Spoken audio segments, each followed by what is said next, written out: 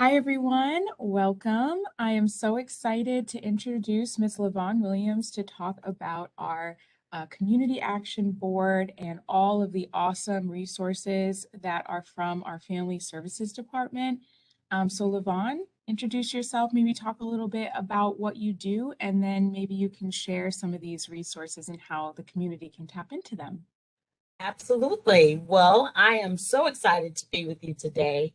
Again, I'm Lavon Williams. I'm the manager of the Community Action Division, which is one of 10 divisions under the Community and Family Services Department.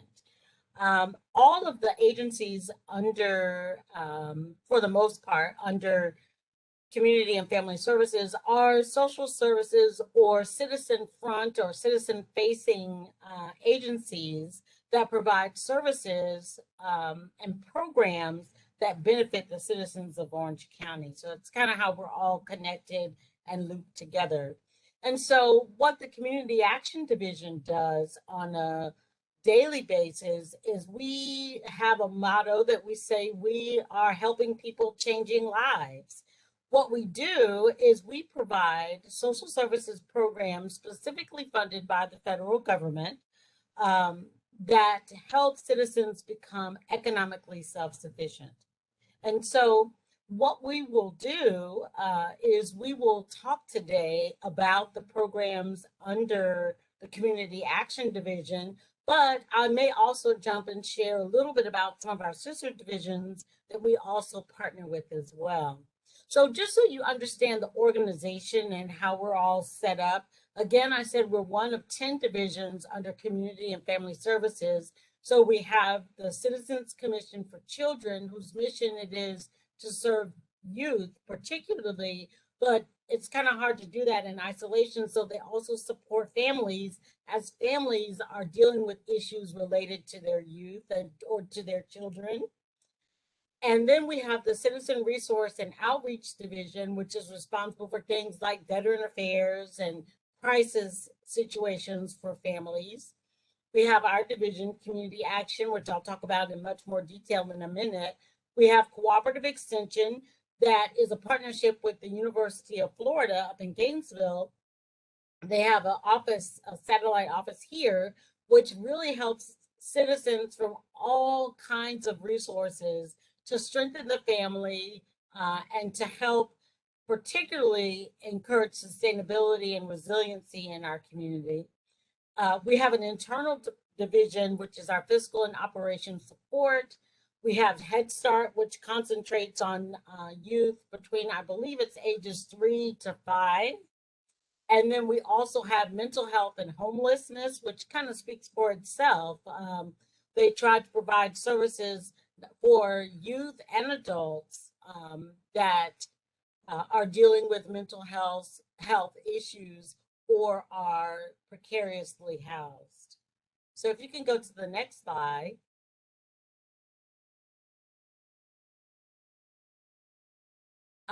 The other divisions of the Community and Family Services are Parks and Recreation, which again speaks for itself. They offer all kinds of recreation and sports activities and wellness activities for families and youth. Our Regional History Center, which is definitely citizen facing, they spend a lot of time not only educating our community about our history, but they also spend time collecting our history. So that is a very important part of our department.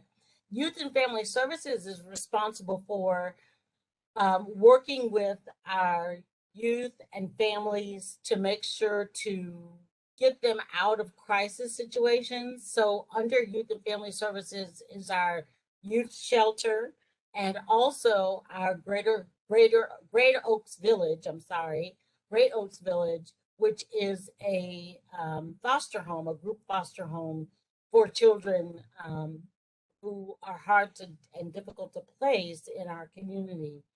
And then finally, we have Warren Lakin, who does special projects for the department because there's always something that doesn't fit exactly in any of the various divisions. And Warren is our catch-all. He gets those projects and manages them for the department. I'm sorry. So we can go to the next slide. My pride and joy, of course, is community action. It's where I spend all of my time, most of the time. Community Action Division is designed to empower low-income families and individuals to become more self-sufficient. And we do that by providing services. What is unique about community action is that we try to go to where the people are rather than always having people come to us. We now have 8 centers. That we had just one just recently come on board. We now operate 8 community centers. Those centers are located in areas with populations of great need. And you can see the list of areas right there. And we added Tangelo Park now is on board, and we will soon add in the next year or two a multicultural center, which is located in the west part of the county. These centers are important because they are where we, or the conduits through which we provide services. And we provide our main services, which I'm going to talk about in a second, but we also tailor our services by bringing in partners who meet the needs of the citizens in the area. So not every center is exactly the same. They're not cookie cutter centers. They are uniquely designed to meet the needs of each unique population. In terms of our federal grants, we receive 2 main federal grants. The first federal grant that we receive is the Community Services Block Grant Program. That funds our Family Self-Sufficiency Program, which is basically a job training and placement program. It helps specifically, it pays for vocational education, post-secondary education, GED, anything that will requires a tuition or a application fee or some kind of class cost. We will pay that for you if you income qualify, and you can go to those classes, get your certification. We work with you through a case management process, and then place you in a job utilizing several partners in the community, such as CareerSource, Central Florida. What is particularly unique about the Family Self-Sufficiency Program is that it is designed to eliminate barriers for people and individuals. So, for instance, if the reason why you never went and got that certification is because you don't have childcare, or because you don't have transportation, or because you don't have a way to pay your rent, and you have to work, etc. While you're enrolled in the program and taking classes, you are eligible to receive supportive services that can help pay for those things for you while you're in school and while you're working to complete your certification, or even to complete a 2-year degree. So we're really, really proud of this program. You get a case manager that works with you and follows you all throughout the process, and also helps you, again, eliminate barriers and also get resources that you may need as you're going through getting your certification and getting your education. And then we have the Low Income Home Energy Assistance Program. Most people know it as LIHEAP. It is a utility bill assistance program. It basically is what I call a safety net. It is a program that comes in and tries to offer assistance to families when they're in crisis. A lot of times, our families are having to make some really tough economic decisions. Some are making the decision, do I pay daycare this month, or do I pay the light bill? Do I get my car fixed so I can go to work, or do I pay the light bill? Or do I, for some of our seniors, the issue is, do I get critical medications, or do I pay the light bill? And so by paying the light bill, which is seemingly something simple, but paying the light bill for someone and for some of our households is life sustaining. It can help our families really through some difficult times. And so that's why we love this program, and I call it the safety net, because it keeps families from going further into crisis situations. We also have our senior climate efficiency program. It is designed to help our seniors specifically. It is one of my greatest joys to be able to offer this program. What it does is it comes in um, and it tries to solve the problem of senior climate change impact. So we know that most of the time for low income seniors, they're living in homes that are not energy efficient. And so the biggest culprit in energy efficiency is the AC unit. And so what this program does is it comes in and it replaces and repairs an AC unit that's not functional or that's not running efficiently, and it makes it an efficient system so that the light bill comes down and it's more in a range that's attainable for the senior. And when you couple that with the low income home energy assistance program, it is a great benefit to our citizens. It really helps our senior citizens who would, but for these programs, be in a situation where they're making difficult economic choices, but they're even making difficult physical choices. Like when it's really hot in August and September, do I not run my AC, which keeps me cool and is life sustaining, or do I risk getting heat stroke or overheated um, trying to keep the energy bill down?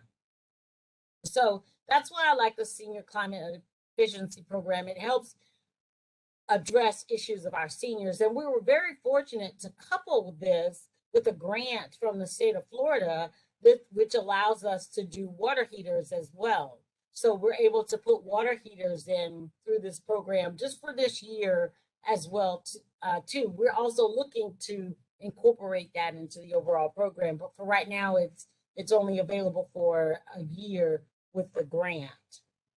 And then lastly, we have our Office on Aging. Our Office on Aging is a wealth of resources available to senior citizens and their caregivers. We like to say that we try to help our seniors live as independently as long as possible by providing them resources and programs and services and connecting them to those services within Orange County. And then, as far as the caregivers are concerned, we really work to try to support our caregivers. Caring for a loved one is very challenging. It's emotionally challenging, it's fiscally, financially challenging. It's also physically taxing on you. And we try to give our caregivers as many resources as we can to support them as they support our senior citizens or our disabled citizens in our community so that they, like I would say, can live as long as they're intended to live and to live as independently as long as possible. So all of these services combined is what makes up Community Action Division. And I'm very proud to be a part of the work that we do, and it gives us an opportunity to do exactly what I said in the beginning, to help people and to change their lives, help them sustain themselves, help them become economically self sufficient, and really help people. Well, I like to say that we like to empower people. We help people see the range of choices that are available to them because sometimes you can only see from a narrow lens. And what we try to do is come in and show that there are many other options and there are lots of people and agencies out there to help. So that's what we do as Community Action and as Community and Family Services Department. I'll be glad to take any questions that you have at this time. Absolutely. And thank you so much because I feel like a lot of these services are so needed in our community. And I'm curious about For those who have limited access to phones or maybe they're not as mobile or internet, what are some ways that they can plug in case that they don't have a turnkey resource, like just having internet or having a laptop at home? Well, the great thing is that our centers have computer labs in them. And those computer labs are accessible to the public. They have Wi-Fi. They have access to certain software programs that can help teach you, like how to use Word, how to use Excel, all of the Microsoft programs. We often run computer classes out of the computer labs that we have. Um, we are working on improving those even more so we can have better speed, better connectivity, and we're even improving and updating the computers themselves. So that is a resource that's available for our seniors now. What we're hoping to do as part of some American Rescue funding that, came down the pike, we're trying to make available to our seniors digital education, which goes as basic as what is a mouse and how do you turn on this thing, to more complex things like how to use a tablet versus a laptop versus a desktop. We're going to teach our seniors that, and we're also working on a piece where the seniors that participate in the program will be able to walk away with a tablet that they can have so that they can have access to the internet. That's awesome. I was also curious about a particular phone number that they could call in case they do have limited mobility and couldn't come out to a center. Yes, if you do not have transportation to come to the center, you can always call 211, which is a resource. It's a social services line, actually, that's available to all Orange County citizens, and they can help you arrange for transportation. Some of that transportation may be through Links, which is our local transportation company. They also have private companies that can help you with transportation as well. So if you need help with getting to one of our centers, you can always call 211 and they can help you reach the agency that best fits your needs. Awesome. Thank you so much. This has been awesome. And I hope that this video can really help serve a lot of people who just need a rundown of what we offer and how different constituents can tap into these resources. So I really appreciate your time. And in closing, is there anything else that you wanted to share? Yes, if you have questions about community action or how you can access our services, you can always go to find us on the web at www.ocfl.net.